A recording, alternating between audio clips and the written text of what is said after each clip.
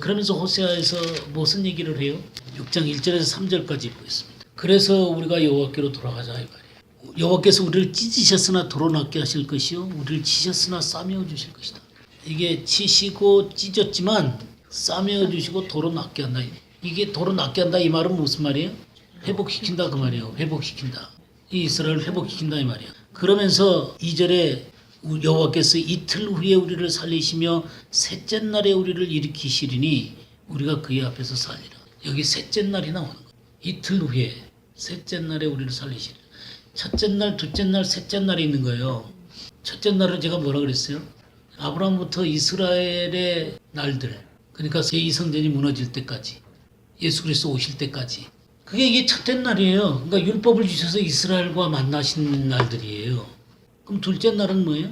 예수 그리스도가 오셔서 구속을 완성하시고 성령이 오셔서 교회가 시작돼가지고 복음이 이스라엘만 아니라 온 열방 가운데로 흩어진 거예요. 그리고 이스라엘은 꺾여져 나가고 이방인들에게 복음이 증거돼요. 그게 둘째 날이에요. 그럼 셋째 날은 뭐예요? 이스라엘과 이방인이 이제 온전히 한 세상을 이뤄서 하나님의 나라가 완성되어지는 그런 날이 바로 셋째 날이에요. 이것의 시발점이 뭔지 아세요? 이스라엘의 독립이에요. 예루살렘의 탈환이라고요. 그러니까 지금은 예루살렘 시대예요. 그러니까 그동안 버려졌던 이 이스라엘이 하나님께로 회복되기 시작했다 그 말이에요. 그리고 수많은 메시아닉 주들이 생겨나기 시작하고 유대인들이 회개하면서 주님 앞에 돌아오고 있다 그 말이에요. 알리하고. 그러니까 우리는 이 셋째 날에 이루어질 하나님의 계획들을 잘 알아야 되는 거예요. 호세아서는 바로 그런 것들을 잘 드러내는 주는 책 중에 하나다 그 말이에요. 우리는 아주 기가 막힌 시대에 살고 있는 거예요. 그래서 우리가 겟셈의 피를, 그러니까 하나님의 말씀의 이 겟셈을 우리가 쌓아둬야 되는 거예요. 이 시대를 걸어가려면 하나님의 말씀이 없이는 방향을 잃어버릴 수밖에 없어요. 그래서 여호와를 알자는 거예요. 힘써 여호와를 알자는 거예요. 그에 나타나시면 뭐 같다 그랬어요? 새벽빛 같이 그랬죠. 새벽빛 같이. 새벽이 반드시 와요? 어김없이 오죠. 어김없는 이와 같이 땅을 적시는 늦은 비와 같이 우리에게 임하지라. 비와 같이 이 겟셈과 같이 그리고 이 말콧이 늦은 비와 같이 임하신다. 그러니까 우리는 이 셋째 날의 말씀들을 잘 알아야 돼요. 그러니까 온전한 새 사람을 이루어 가시는 이 놀라운 하나님의 말씀들을 잘 알아야 돼요. 잘 알아서 그 길 가운데 가야 돼요. 호세아서 14장을 보게 되면요. 9절을 보겠습니다. 그 길이죠. 그 길로 다니거니와. 그러니까 의인은 그 길로 다니거니와 그러나 죄인은 그 길에 걸려 넘어지리라. 이 길을 바르게 걸어야 돼요. 곧게 걸어야 돼요. 이 길을 알아야 되는 거예요. 이 길이 뭐냐면 요한복음 14장에 3절 말씀부터 6절까지 거처 문제 제가 말씀드린 적 있죠. 거처는 뭐 하늘나라의 거처가 아니라 이 땅에 주님이 온전히 나를 다스리는 거쳐야 된다. 그런 얘기 했죠. 그러면서 내가 어디로 가는지 그 길을 너희가 아느니라 그랬죠. 그러니까 그 길을 우리가 어떻게 합니까? 그러니까 내가 그 길이다 그랬죠. 예수 그리스도라는 이 길. 이것은 예수 그리스도라는 길은 우리에게 구원의 길이기도 하지만 우리의 삶의 방식이기도 해요. 많은 사람들이 자꾸만 이 예수 그리스도를 구원의 길로만 알아요.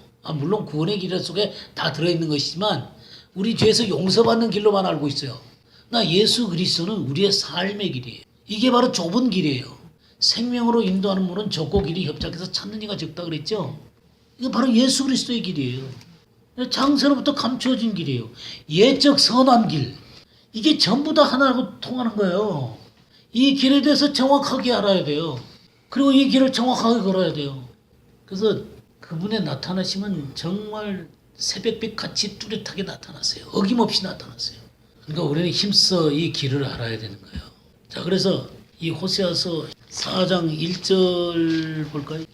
왜 이렇게 타락되어 있냐면 하나님을 아는 지식이 없기 때문에 그러는 거예요. 하나님을 아는 지식이 없기 때문에. 그러니까 하나님을 아는 지식 가운데로 서야 되는 거예요. 그래서 하나님께로 돌아와야 되겠죠. 그럼 하나님께로 돌아오기 위해서 이제 호세아서 14장을 보세요. 호세아서 14장 1절과 2절 보겠습니다. 하나님 앞에 돌아가려면 뭐가 있어야 돼요? 말씀이 있어야 되는 거예요. 그냥 무조건 돌아간다고만 해서 돌아가지나요? 무지가 깨지는 말씀이 있어야 되는 거예요. 이 말씀이 다 바르죠. 다 바르. 이 신명기 1장 1절 한번 볼까요? 이 신명기는 선포한 말씀, 선포한 다 바르요. 모세가 선포한 하나님의 말씀이에요. 이 말씀을 가져야 되는 거예요. 다바르를 가져야 돼. 이 가지다. 이 취하다죠. 취하다. 얻다. 락학이라는 말. 이 락학 이 말이 취하다는 거 받아들이는 거예요. 그리고 돌아와야 되는 거예요. 돌아오다는 거 슈브인 거 알죠? 예, 슈브 살아나는 것입니다. 그렇게 말씀을 가지고 돌아올 때 살아나는 거예요. 요한복음 5장 24절에서 26절 듣고 믿는 자는 영생을 얻었고 심판에 이르지 않으니 사망에서 생명을 옮겼다 그랬죠. 그러면서 뭐라 했어요? 죽은 자들이 하나님의 아들의 음성을 들을 때가 오나니 곧 이때라. 듣는 자는 살아나리라. 하나님의 말씀을 듣는 자들이 살아나는 거예요. 그러니까 이 생명의 말씀으로 듣는 자들이 살아나는 거예요. 단순히 설교를 듣는 게 아닙니다. 설교를 듣는 게 아니라 생명의 말씀으로 들어야 되는 거예요. 그리고 이 생명의 말씀은 그 속에서 생명을 잉태합니다. 생명을 잉태할 뿐만 아니라 생명의 삶을 살게 하는 거예요. 하나님에 합당하지 않는 것들을 거절하게 되고요. 하나님의 의를 행하게 되는 거죠. 그러니까 변화가 일어나게 되는 것이죠. 죽음에서 생명으로 살았으니 변화가 일어나겠죠. 우리 요한복음 4장을 한번 보시게 되면요. 4장 13절 14절 한번 볼까요? 우리 주님이 말씀하신 말씀이죠. 그 속에서 영생하도록 솟아나는 샘물이 되는 것입니다. 그러니까 목마름을 해결할 뿐만 아니라 그 속에서 솟아나오는 거예요. 그래서 그의 삶에 복음을 알게 할 뿐만 아니라 복음에 합당한 삶으로 그를 이끌어가는 것입니다. 그러니까 이 샘물은 누구냐면 바로 예수 그리스도세요. 여기 25절에 보게 되면요. 여자가 이르되 메시아 곧 그리스도라 하는 이가 오실 줄을 내가 아노니 그가 오시면 모든 것을 우리에게 알려주시리이다. 예수께서 이르시되 내가 말하는 내가 그라 하시니라. 바로 메시아를 만나는 거예요. 그러니까 메시아를 만나니까 여자가 행동이 뭐가 돼요?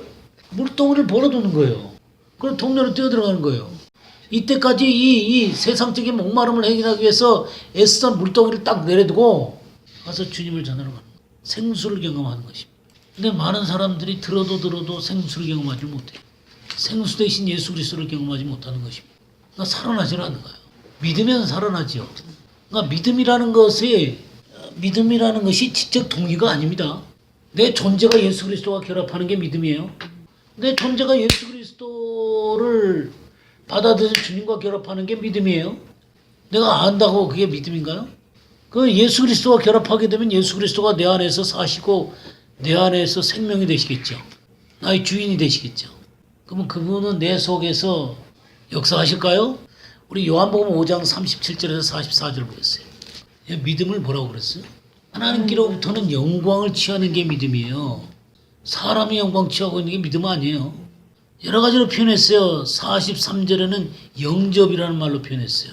42절에는 하나님을 사랑하는 거라고 그랬어요.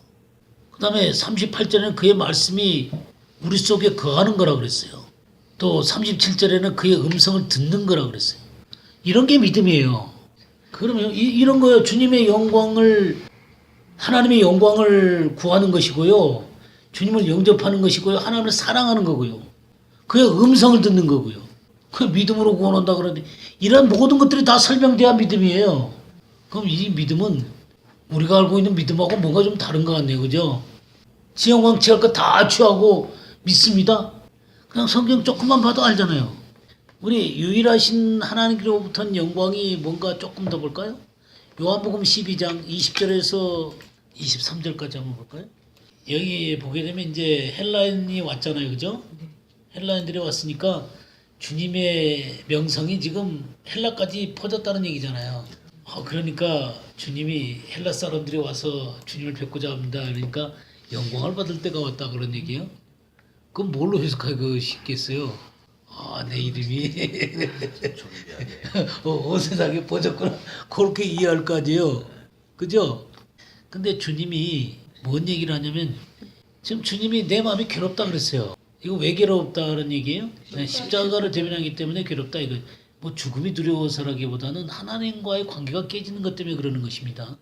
주님이 뭐라요? 아버지의 이름을 영광스럽게 하옵소서. 그러나 지금 저는 괴롭지만 하나님의 영광을 위해서 아버지의 영광을 위해서 제가 이 자리에 있습니다. 그러니까 아버지 하나님 뭐라 그래요? 내가 이미 영광스럽게 했고 또다시 영광스럽게 하리라.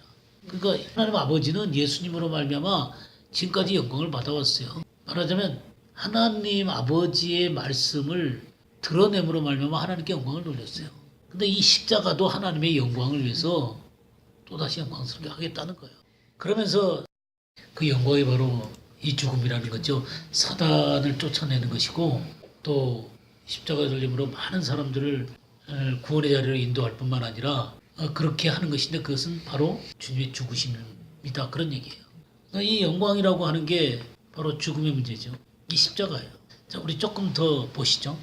근데 이 이사야가 41절에 이런 말씀 있죠. 이사야가 이렇게 말하는 것은 주의 영광을 보고 주를 가리켜 말하는 것이다. 이사야는 주님의 영광을 봤다 그랬어요. 그러니까 주님의 영광을 본 사람들은 주님을 드러낼 수밖에 없다는 것이죠. 우리 주님이 십자가를 지심으로 하나님께 영광을 돌렸듯이 진짜 주님을 따라가는 사람들은 주님을 영광스럽게 할 수밖에 없다는 거예요. 근데 사람들은 출교를 당할까봐 감히 주님을 인정하지 못했다 이거예요. 그러면서 하신 말씀이 뭐예요? 사람의 영광을 하나님의 영광보다 더 사랑해야 돼. 그러니까 유일하신 참 하나님께로부터는 영광을 취하지 않은 거죠. 그럼 참다운 믿음은 유일하신 참 하나님으로부터 오는 영광을 취하는 거라 그랬죠. 그럼 이건 뭐예요? 여기 믿는 자가 많대 그랬죠. 이건 진짜 믿는 자가 아니죠. 나는 빛으로 세상에 왔나니 물론 나를 믿는 자들은 어둠에 거하지 않게 하려미로라. 이게 믿는 자는 어둠에 거하지 않는 거예요. 영광 가운데로 드러나는 게 되는 거예요. 우리의 기적이 그 심판의 기준이 뭐냐면, 그러니까 주님이 말씀하신 것은 아버지 하나님이 주신 말씀을 말씀한 거죠. 그래서 사람들을 주님이 구원하시러 오셔갖고 이 말씀을 전했어요. 그래서 이 말씀을 믿는 자들은 어둠의 자니지 않고 빛 가운데 들어오게 되는 거예요. 근데 이 말씀을 믿지 않는 것은 나를 믿지 않는 거고 아버지 하나님을 믿지 않는 것이죠. 그리고 심판이 있는데 그건 내가 심판하는 게 아니라 바로 그 말씀이 심판하는 거다. 그 말. 근데 이 말씀을 제대로 듣는 자는 살아난다. 그 말. 그러니까 내가 믿는다는 것하고 이 성경에서 말하는 믿는다는 것하고 조금 어떠세요? 47절에 보니까 사람이 내 말을 듣고 지키지 아니할지라도 그랬죠. 그러니까 참다운 믿음이라는 것은 듣고 지키는 거예요.